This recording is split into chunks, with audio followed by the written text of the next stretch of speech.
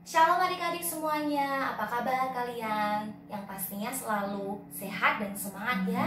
Yuk kita memulai ibadah online kita pada hari ini. Sebelum kita mulai, kita sama-sama berdoa dulu yuk. Lipat tangan dan tutup mata.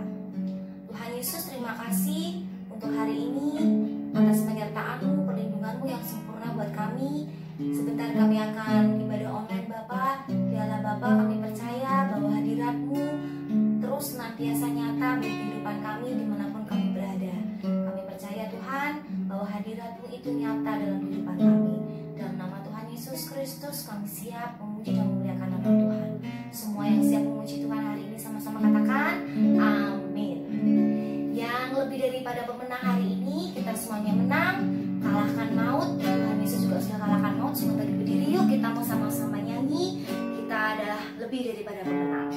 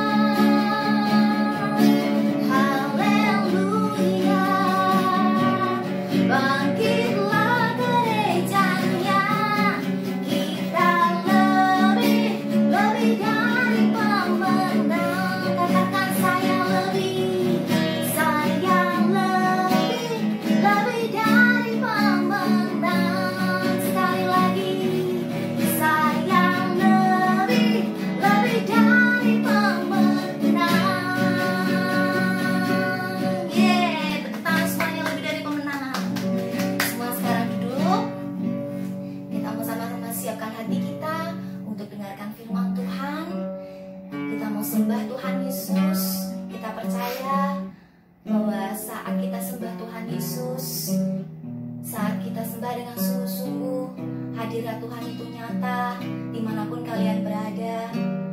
Ada kemenangan terjadi di setiap rumah-rumah di mana adik-adik semua tinggal. Kita mau sama-sama buka hati kita. Kita mau arahkan hati kita untuk sembah Tuhan Yesus. Nyanyikan sama-sama, kami mau nyembah-Mu Tuhan.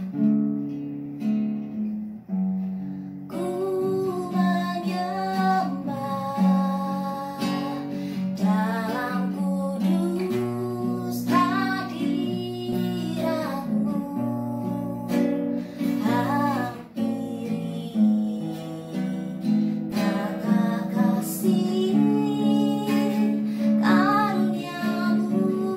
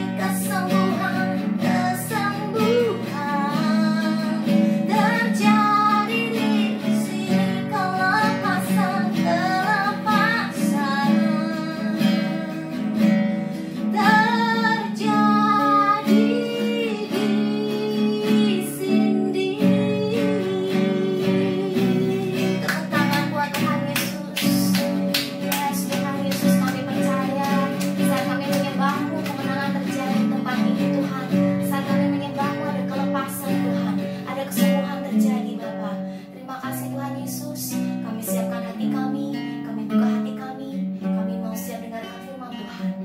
Urapi kami Tuhan, kami siap dengarkan firman Tuhan. Dalam nama Tuhan Yesus Kristus, semua yang siap dengarkan firman Tuhan sama-sama katakan amin. Selamat mendengarkan firman Tuhan adik-adik semuanya. Shalom adik-adik semuanya.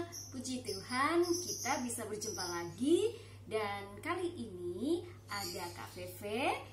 Dan nanti akan ada siapa ya ini ya? Aku kan Feli. Iya, bersama dengan Feli. Pagi hari ini kita bersama-sama akan membahas tentang kenaikan Tuhan Yesus ke surga. Nah, sebelumnya mari kita berdoa dulu. Jadi adik-adik sebelum mendengarkan firman, nanti kita berdoa supaya Roh Kudus menuntun hati kita untuk siap menerima firman Tuhan. Oke, adik-adik sekarang tangannya dilipat. Dilipat, iya dilipat. Terus tutup matanya dan ikuti doa Kak Feve ya. Oke, siap? Mulai. Tuhan Yesus, kami mengucapkan terima kasih kepadamu atas pagi yang indah ini. Kami bersyukur karena hari ini kami bisa berkumpul kembali. Terima kasih Tuhan. Pagi ini kami siap untuk mendengarkan firman-Mu. Urapi setiap kami, buka hati kami, supaya kami menjadi anak-anak-Mu yang mengerti akan kehendak-Mu. Roh Kudus, tolong pimpin hati kami sekarang juga. Dalam nama Tuhan Yesus, semua yang percaya katakan amin. Yeay! Aku udah berdoa juga, Kak. Wah, hebat. Pasti adik-adik juga yang ada di rumah pasti juga ngikutin doa Kak Feve, bener nggak? Iya. Aku juga lihat dulu deh. Iya. Kalian semua tadi udah doa. Terlambat, harusnya tadi dong. Nah, adik-adik semuanya, sekarang Kak Feve mau berikan cerita pendek yang berisi tentang kisah seorang anak perempuan yang jahat. Dia sukanya usil. Nah, siapa nih adik-adik di rumah yang sukanya usil? Ada nggak ya? Ada nggak ya? Pasti ada lah. Tunggu dulu biar adik-adik dong yang jawab. Nah, judul ceritanya adalah Tak Ada Kata Terlambat. Nah, kali ini Kak Feve mau pakai Feli sebagai tokoh utamanya. Gak apa-apa ya? Oke, kakak aku ikut-ikut aja, Kak. Iya. Pada suatu hari di pagi yang cerah, matahari bersinar dengan cerah dan burung-burung sudah berterbangan di udara. Bangunlah seorang anak perempuan yang bernama Feli. Oke, coba Feli sekarang bangun tidur dong.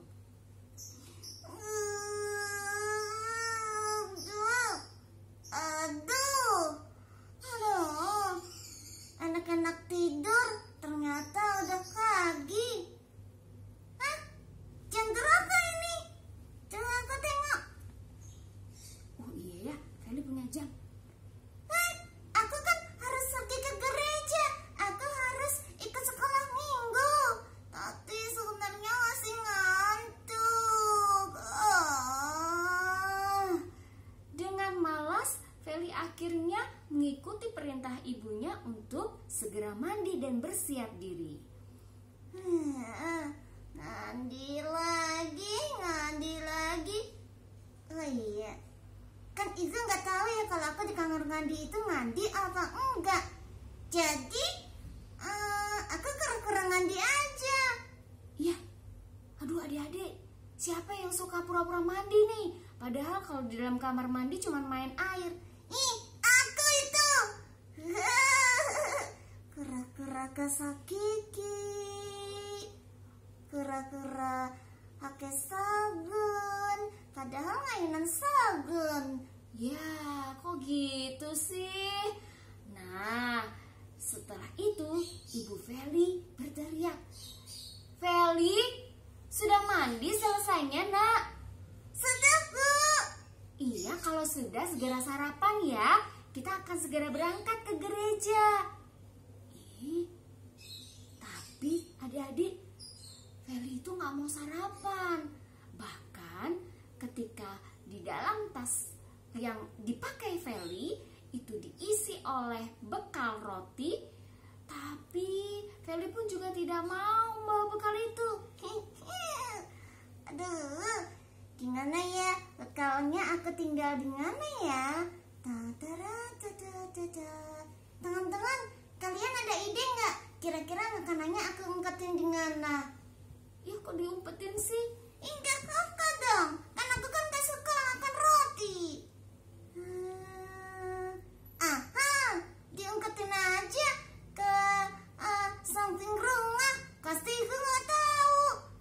Ya, itulah adik-adik. Pagi-pagi Feli sudah berulah. Dan sesampainya di gereja, Feli juga berulah lagi.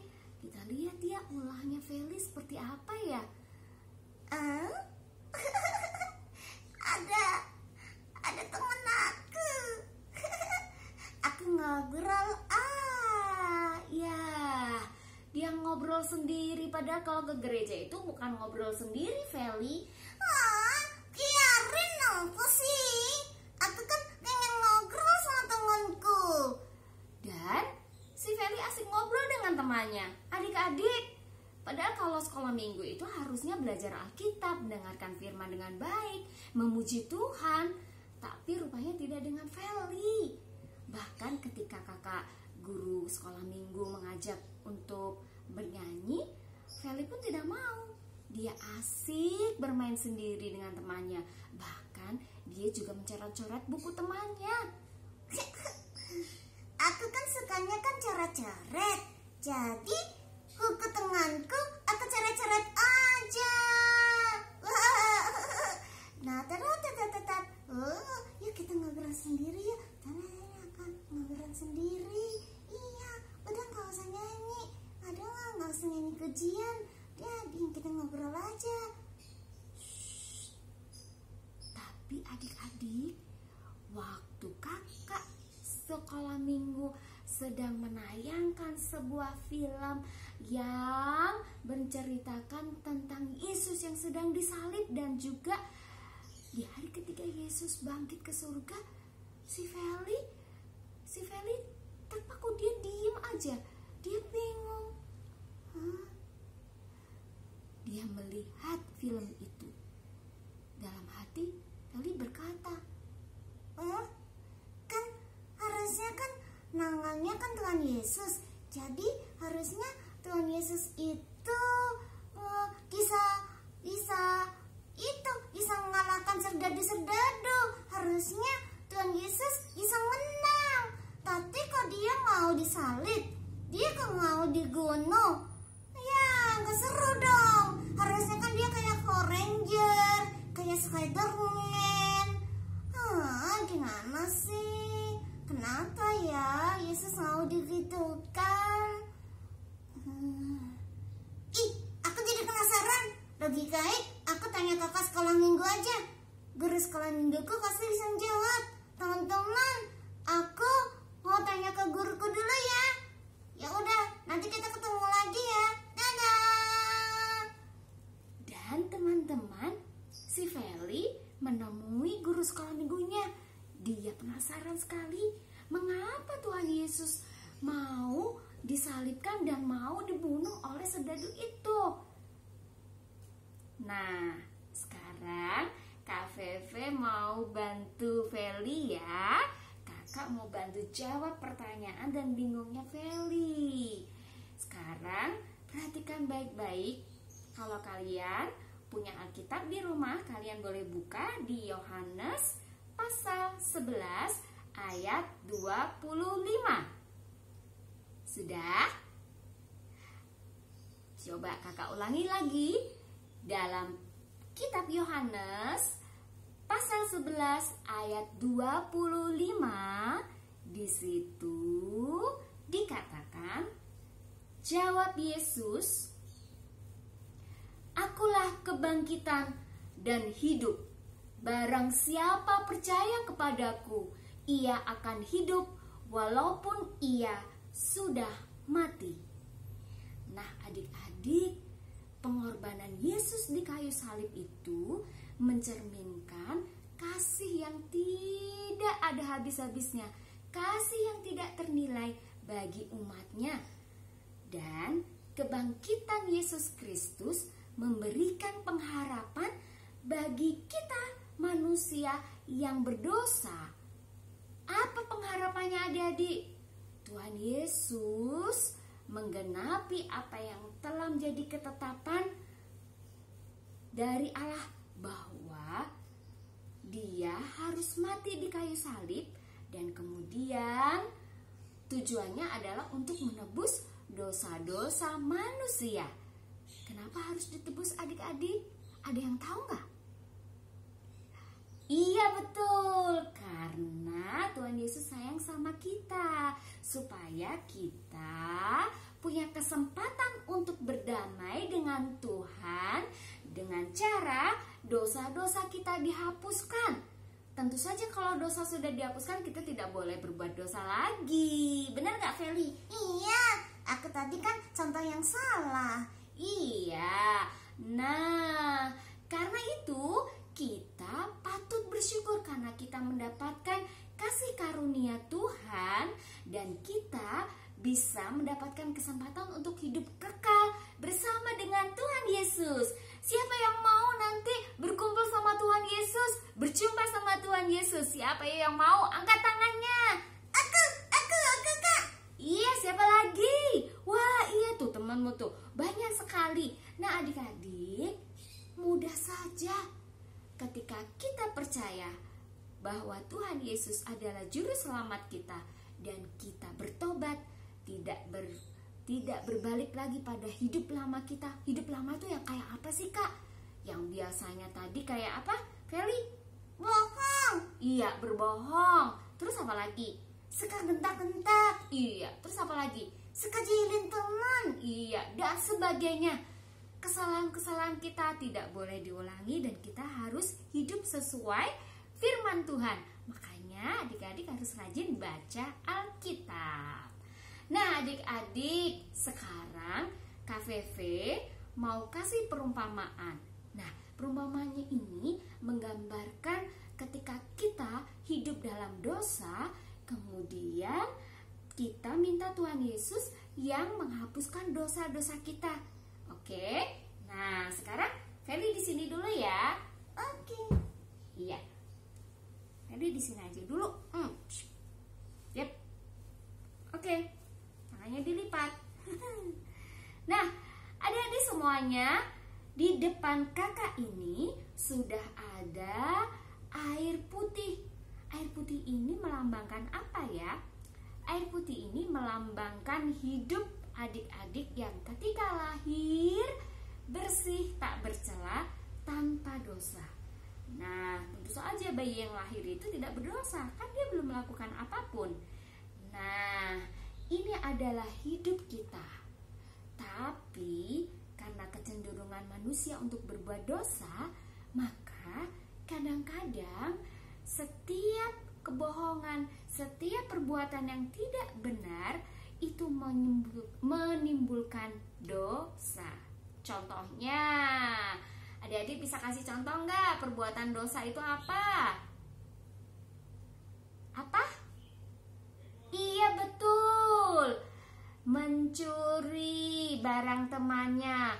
Ini betadin ini seperti dosa kita yang mengotori hidup kita, mengotori hati kita. Coba, tadi apa dibilang? Oh iya, berbohong. Bohong sama mama, belum lagi bohong sama temannya. Siang harinya bohong sama ibu guru. Kemudian dia mencuri uang ibunya. Dosa kan? Tidak boleh. Terus apa lagi? Siapa yang punya contoh lagi? Apa? Tidak berdoa. Iya, kalau di gereja main-main. Apalagi? Berbohong, udah. Apalagi ya? Dan masih banyak lagi.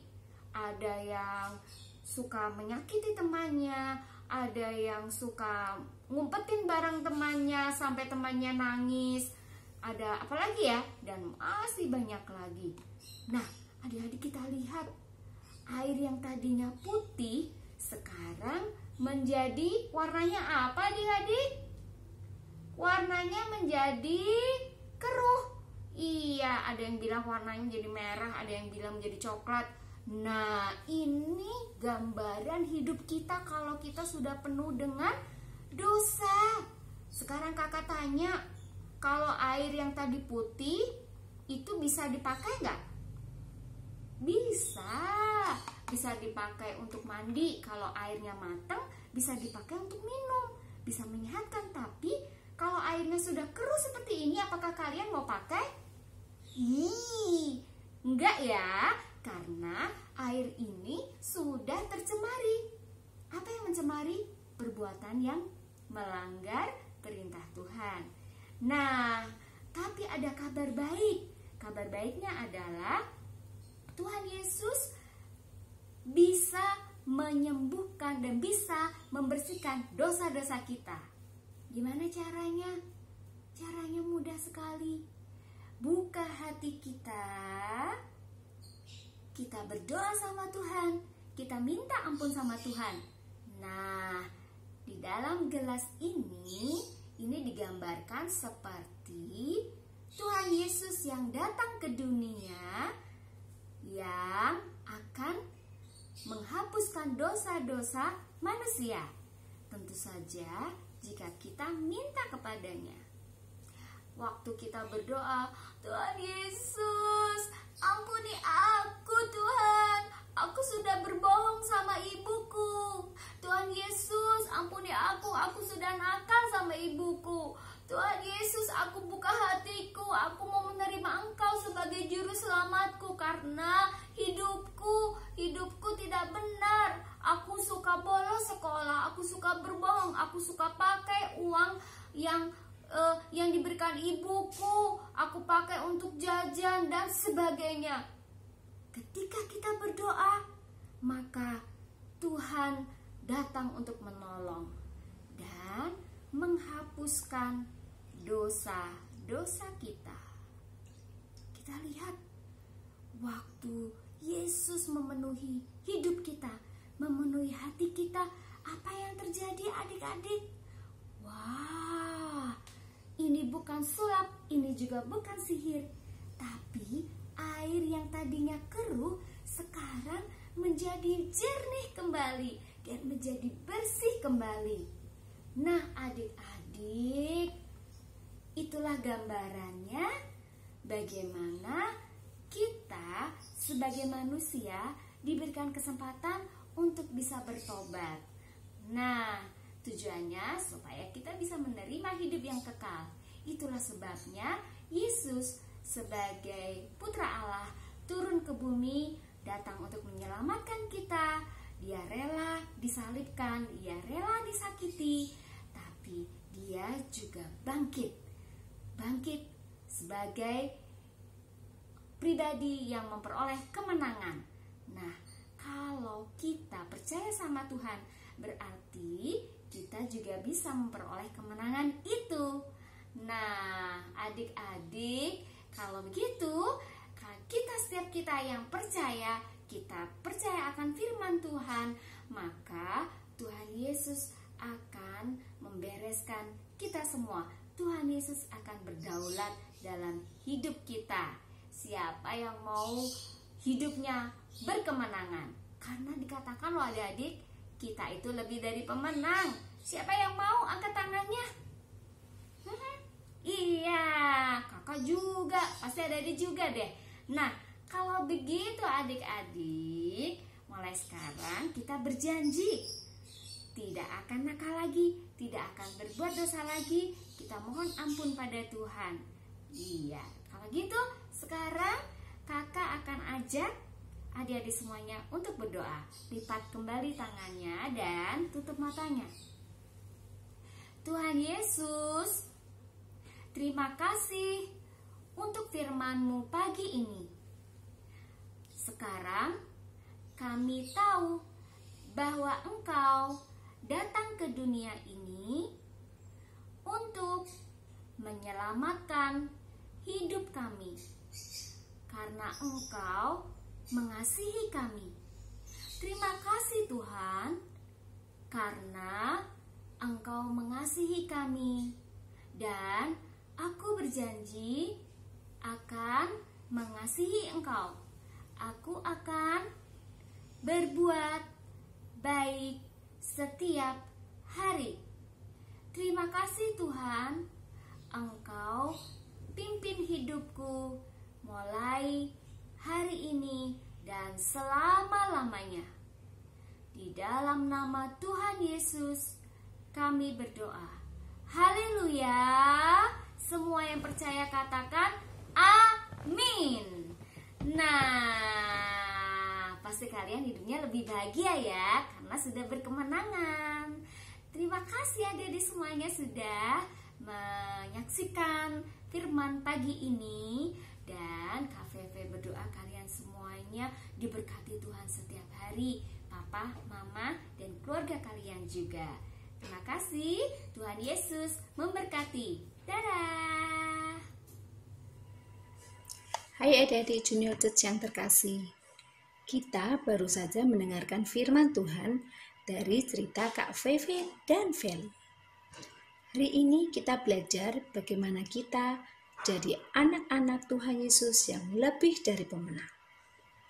Di dalam Roma 8 ayat 31-37 dikatakan, jika Allah di pihak kita, siapakah yang akan melawan kita? Tetapi dalam semuanya itu kita lebih daripada orang-orang yang menang oleh Dia yang telah mengasihi kita. Nah, adik-adik, Yesus telah mati untuk menebus dosa kita semua. Ia juga telah bangkit dan naik ke surga, duduk di sebelah kanan Allah Bapa. Ia tetap menjadi pembela kita. Apapun yang kita alami atau hadapi saat ini, Allah tetap menyertai kita. Melalui Roh Kudus, kita diberi damai sejahtera, penghiburan, kekuatan, dan sukacita. Adik-adik yang di rumah, mau nggak kalian jadi pemenang? Bahkan lebih dari pemenang. Yang mau ikutin kakak ya? Buka suaranya, yuk ikutin.